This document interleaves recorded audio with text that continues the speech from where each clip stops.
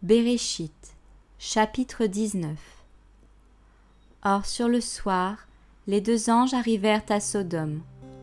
Lot était assis à la porte de Sodome. Quand Lot les vit, il se leva pour aller au-devant d'eux et se prosterna la face contre terre. Et il leur dit : Voici, je vous prie, mes seigneurs, entrez maintenant dans la maison de votre serviteur pour y passer la nuit. Vous vous laverez les pieds, vous vous lèverez de bonne heure, puis vous poursuivrez votre chemin. Non, répondirent-ils, nous passerons la nuit sur la place. Mais il les pressa beaucoup, et ils se détournèrent pour aller chez lui, et entrèrent dans sa maison. Il leur fit un festin, et fit cuire au four des pains sans levain. Et ils mangèrent. Ils n'étaient pas encore couchés, que les hommes de la ville, les hommes de Sodome, environnèrent la maison, depuis les jeunes hommes jusqu'aux vieillards, le peuple entier. Ils appelèrent Lot et lui dirent : Où sont les hommes qui sont venus cette nuit chez toi ? Fais-les sortir afin que nous les connaissions. Mais Lot sortit vers eux à l'entrée et, ayant fermé la porte derrière lui, il leur dit : Je vous prie, mes frères, ne leur faites pas de mal. Voici, j'ai 2 filles qui n'ont pas encore connu d'homme. Je vous les amènerai et vous leur ferez ce qui est bon à vos yeux. Seulement, ne faites pas de mal à ces hommes, car ils sont venus à l'ombre de ma poutre.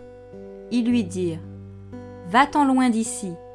Ils dirent aussi : En voilà un qui est venu comme étranger et qui veut nous gouverner.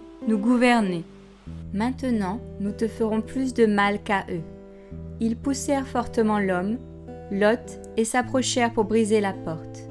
Mais ces hommes étendirent leurs mains, firent entrer Lot vers eux dans la maison et fermèrent la porte.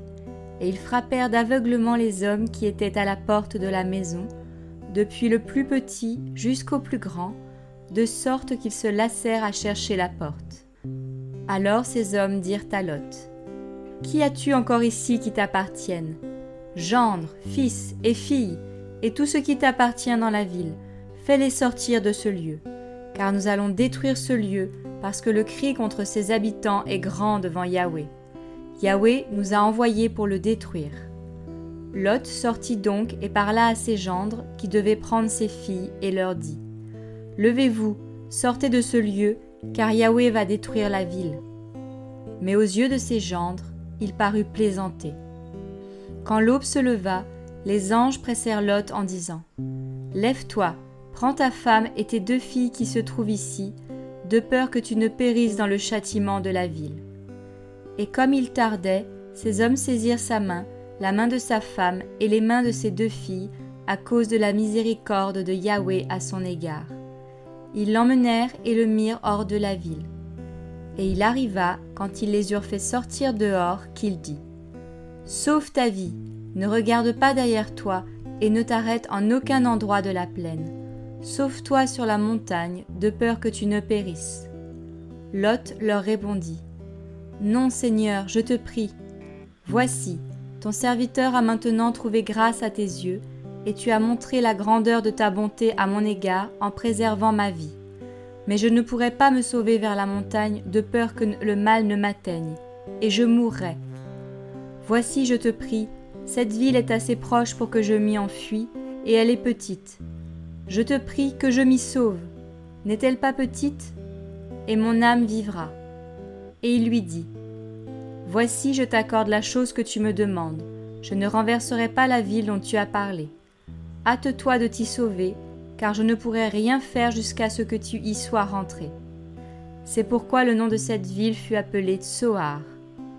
Comme le soleil se levait sur la terre, Lot entra dans Tsoar. Alors Yahweh fit pleuvoir du ciel sur Sodome et sur Gomorrhe du soufre et du feu de la part de Yahweh. Et il renversa ces villes-là, et toute la plaine, et tous les habitants des villes, et les herbes du sol. Mais la femme de Lot regarda derrière elle, et elle devint un pilier de sel. Abraham se leva de bon matin, et vint au lieu où il s'était tenu devant Yahweh.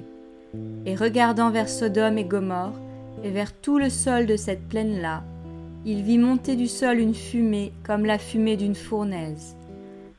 Mais il arriva, lorsqu'Élohim détruisit les villes de la plaine, qu'il se souvint d'Abraham. Il envoya Lot hors du milieu du désastre par lequel il renversa les villes où Lot habitait. Et Lot monta de Tsoar et habita sur la montagne avec ses 2 filles, car il craignait de demeurer dans Tsoar. Et il se retira dans une caverne avec ses 2 filles. Et l'aînée dit à la plus jeune : « Notre père est vieux, et il n'y a personne dans le pays pour venir vers nous selon la coutume de tous les pays. Allons, donnons à boire du vin à notre père, et couchons avec lui, afin que nous conservions la race de notre père. » Elles donnèrent donc du vin à boire à leur père cette nuit-là. Et l'aînée vint et coucha avec son père, mais il ne s'aperçut ni quand elle se coucha, ni quand elle se leva. Et il arriva le lendemain que l'aînée dit à la plus jeune : « Voici, j'ai couché la nuit dernière avec mon père, donnons-lui encore du vin à boire cette nuit, puis va et couche avec lui, et nous conserverons la race de notre père. » Cette nuit-là, elles donnèrent encore du vin à boire à leur père, et la plus jeune se leva et coucha avec lui. Mais il ne s'aperçut ni quand elle se coucha, ni quand elle se leva. Ainsi les 2 filles de Lot conçurent de leur père. Et l'aînée enfanta un fils qu'elle appela du nom de Moab. C'est le père des Moabites jusqu'à ce jour. Et la plus jeune aussi enfanta un fils qu'elle appela du nom de Ben-Ami. C'est le père des fils d'Amon jusqu'à ce jour.